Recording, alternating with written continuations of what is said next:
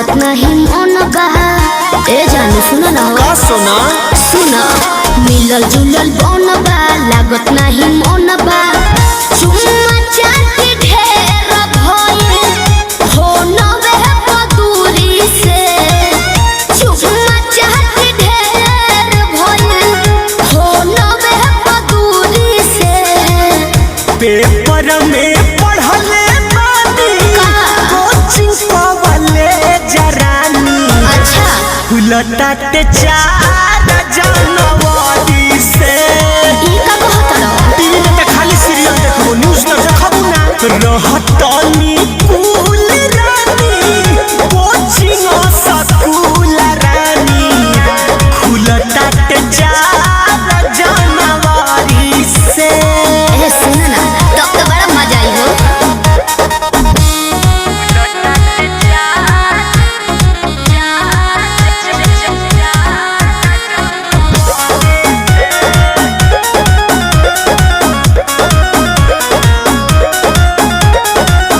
नव महीना भइल जानो तोह से भेंट कइला। बैठिए के बेंच पर धरम बतियला। हाँ तो सुनो काहे टेंशन ले बारू। सुनो ये सोना का सुनी भेंट होई रो। कब हो कॉलेज के पहिला दिन ओए होए हसीना। तू बना के ब्यूटी पोजा। टाइम से पहले तू आ जाई हो जरूरी से। टाइम से पहले तू आ जाई हो जरूरी से। पेपर में पढ़ले बानी कहो। कोचिंग पवले जरानी। उलटाते 4 जनवरी से। अरे फिक्स बाकी झूठ बोलत रहो। व्हाट्सएप पर तारा भेजले ना रही। रहतनी कुल रानी कोचिंग स्कूल रानी। उलटाते 4 जनवरी से।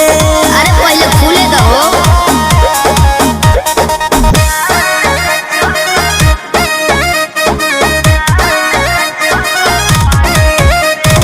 Music by Arya Sharma.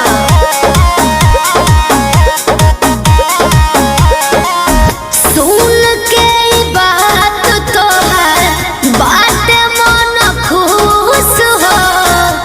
Tiffin के बाद में हम पियाइबो गोलो जूस हो। हो ठीक है पहुंचारू। लॉकडाउन में देह सुख आई हो गइल दादा। और न बिहारी कहे सुनो ये प्यारी याद करो ताजा हो।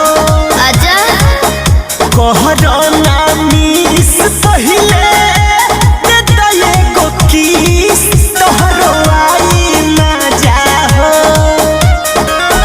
तोहरे हाथ खा के मन भरब पानी पूरी से। तोहरे हाथ खा के मन भरब पानी पूरी से। पेपर में पढ़ले बानी कहो। कोचिंग पवले जरानी। आगे बोलो उलटाते 4 जनवरी से। हम तो जाने कि 2021 बंद रही का।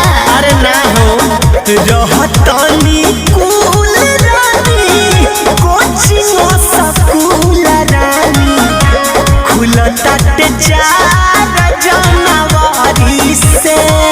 आज के सेवा यतने भा कल क्लास में टाइम से आ जाइए। रात भर सुतब ना आज काहे हो खुशी में।